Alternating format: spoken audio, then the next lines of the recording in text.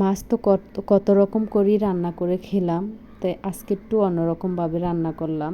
তা আমি এখানে মাছগুলা প্রথমে ভালো করে ধুয়ে নিছি। ভালো করে ধুয়ে একটু হলুদের গুঁড়া দিই নাই, মরিচের গুঁড়া আর অল্প একটু মরিচের গুঁড়া লবণ দিয়ে ভালো করে মেখে নিছি। এখন ভেজে নিব। আমি কিন্তু বেশি মশমশা করে ভাজবো না, হালকা ভেজে নিব। হালকা ভেজে নিয়ে তারপর আমি এই তেলটাতেই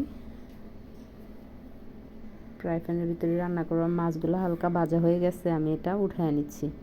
তো এখানে পেঁয়াজগুলো একটু বেরেস্তা করে নিব।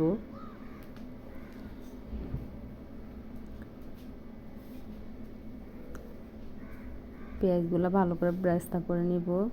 আর আমি কিন্তু তেল বেশি দিই নাই, অল্প একটু তেলের ভিতরে করতেছি, তাই একটু সময়টা লাগতেছে। আমার বেরেস্তাটা হয়ে গেছে। তো আমি এই তেলটার সাথে আর একটু তেল দিয়ে দিব। এখানে আমি একটা এলাচের টুকরা দিছি, দারচিনি দিছি 4টা, আর একটা তেজপাতা দিয়ে দিছি। আর আদা রসুন বাটা 1 টেবিল চামচ করে দিলাম। ধনিয়ার গুঁড়া দিলাম, গরম মশলা দিলাম 1/2 টেবিল চামচ করে, আর শুকনো মরিচের গুঁড়া দিয়ে দিলাম 1 টেবিল চামচ। আর এখানে টক দই, বাদাম বাটা সব কিছু অ্যাডজাস্ট করে নিছি। একটু পেঁয়াজও ব্লেন্ডার করার সময় পেঁয়াজও দিয়ে দিছি, দিয়ে একটু কষায় নিলাম। শুকনো মশলাগুলা কষায় আমি বাটিটা ধুয়ে পানি দিয়ে দিলাম। পানি দিয়ে এটা আবার ভালো করে কষায় নিব। এখানে আমি কালারটা একটু সুন্দর আসার জন্য আরও 1 টেবিল চামচ শুকনো মরিচের গুঁড়া দিয়ে দিলাম।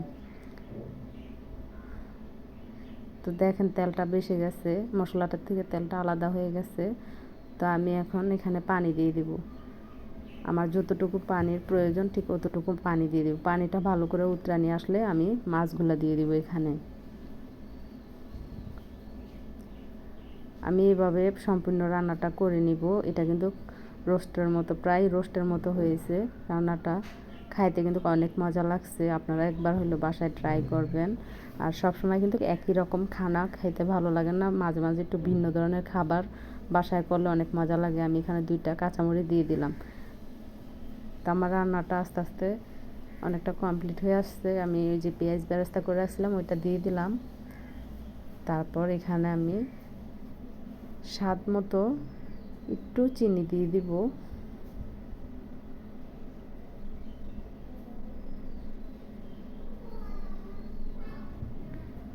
প্রথমে আমি ঘি দিয়ে দিলাম, 1 টেবিল চামচের মতো ঘি দিয়ে দিলাম। আর এখন এই যে স্বাদ মতো একটু চিনি দিয়ে দিব। আপনারা চাইলে নাও দিতে পারেন, আমি একটু দিয়ে দিলাম, আমার কাছে ভালো লাগে তাই দিয়ে দিলাম। তো আমার রান্নাটা কমপ্লিট হয়ে গেছে, আমি এখন পরিবেশন করে দেখাচ্ছি। দেখেন আজকের মানে এটা অনেক মজা হয়েছে। রোস্ট, মাছ রোস্ট। এটা একটা সিলভার কাপ মাছ ছিল। সিলভার কাপ মাছের বুকের পিস দিয়ে করছি। সবাই ভালো থাকবেন, আল্লাহ হাফেজ।